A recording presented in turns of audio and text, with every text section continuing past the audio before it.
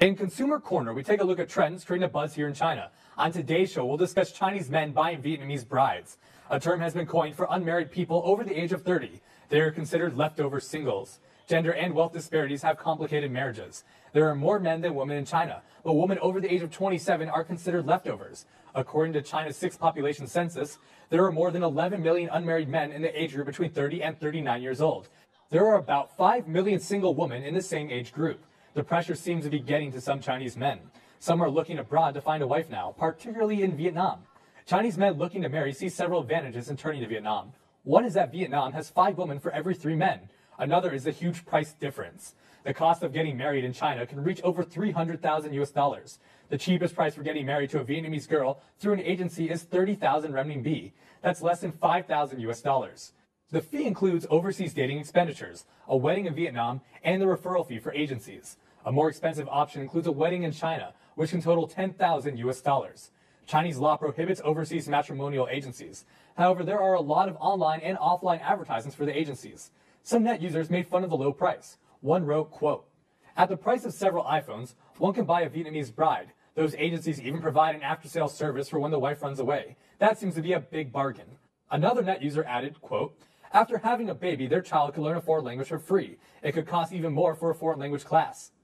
A young construction worker from Chongqing preparing his passport for Vietnam gave his opinion on the wives. I think Chinese girls nowadays are too enthusiastic about material items.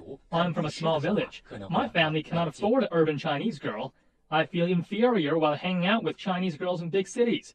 I want a pretty Vietnamese wife. The marriage will cost less, and a Vietnamese girl will make me feel more confident. Most Vietnamese girls chosen by the agencies are aged between 18 and 25 years old. After a Chinese man picks one of the Vietnamese women, then the woman would get a physical exam and a visa application. Before the wedding, the Chinese man would pay the Vietnamese family a dowry of several $100s. A Vietnamese wedding, including a feast, would cost only $2,000. After the wedding, the man can bring back his Vietnamese bride to China. One net user pointed out, quote, "I have heard many Vietnamese families only ask for a dowry of $100. However, $100 is already a huge amount of money for them. This is actually similar to marriage in China, where most girls ask for houses and cars as dowry. The only difference is the lower living conditions of Vietnam." Most of these Vietnamese brides don't even speak basic Chinese, when they leave their country, that is.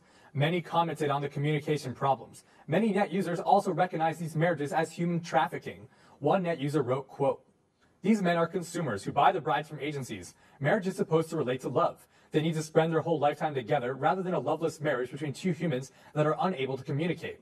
As one should expect, the marriages don't usually have a fairy tale ending. In Long An City of the Fujian province, more than 2,000 Vietnamese brides have entered the city in recent years. The number of runaways reached 25%.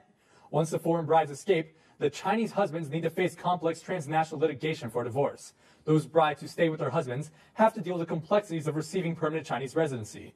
Chinese law requires foreign applicants to stay married in China for at least 5 years. The citizenship and marriage certifications should be registered in both the Vietnamese embassy and with the Chinese government.